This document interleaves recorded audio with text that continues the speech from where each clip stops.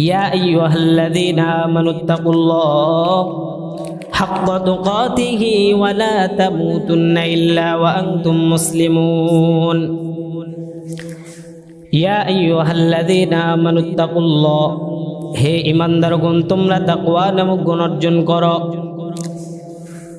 আল্লাহ তাআলা অন্য কোন জাতিদেরকে নির্দিষ্ট করে নাই, অন্য কোন ধর্মকে আল্লাহ পাক রব্বুল আলামিন নির্দিষ্ট করে নাই, অন্য কোন জাতিকে উল্লেখ করে নাই। শুধু ইয়া আইয়ুহাল্লাযীনা আমানু, হে ঈমানদারগণ যারা ঈমান এনেছে তাদেরকে আল্লাহ পাক রব্বুল আলামিন উদ্দেশ্য করে বলতেছেন যে ইয়া আইয়ুহাল্লাযীনা আমানুত্তাকুল্লাহ, হে ঈমানদারগণ তোমরা তাকওয়া নামক গুণ অর্জন করো।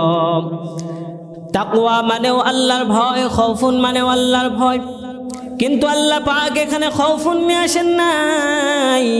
আল্লাহ পাক রব্বুল আলামিন বলেন যে তোমরা তাকওয়া নামক গুণ অর্জন করো। তাকওয়া মানেও আল্লাহর ভয়।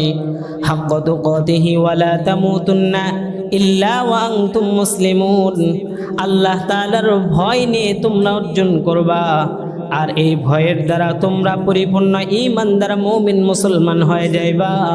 আর যে আয়াতের শেষে আমি আল্লাহ পাক বলেছি ওয়ালা তামুতুন্না ইল্লা ওয়া আনতুম মুসলিমুন, কখনোই তোমরা পরিপূর্ণ ঈমানদার মুমিন না হয়ে কবরে আসবা না।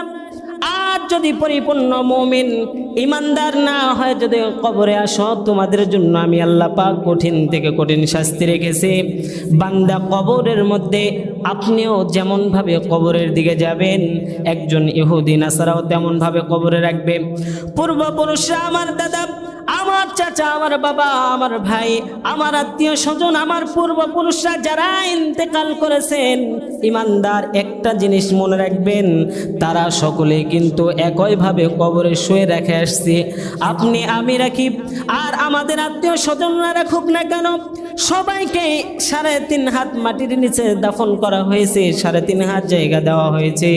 এই মাটির নিচেও আপনাকে আমাকেও আল্লাহ পাক উদ্দেশ্য করে বলতেছেন যে ওয়ালা তামুতুন্না ইল্লা ওয়া আনতুম মুসলিমুন, হে ঈমানদারগণ মুসলমান মুমিন তোমরা মুসলমান না হয়ে কবরে আসবা না। আপনি আমি ঈমানদার মুসলমান, আপনি আমি মুসলমানের ঘরে জন্ম নিলাম, তারপরেও আল্লাহ পাক কেন ওহীর মাধ্যমে জানায় দিলেন, ও রাসূল আপনি আপনার উম্মতদেরকে জানায় দেন দুনিয়ার জিন্দেগিতে আমি আল্লাহ পাক রব্বুল আলামিন যে তোমাদেরকে আমি আল্লাহ পাক আপনার উম্মতদেরকে দুনিয়াতে পাঠাইলাম, ওগো রাসূল আপনি বনি আদম সন্তানদেরকে সাবধান করে দেন, সাবধান করে দেন। আল্লাহর রাসূল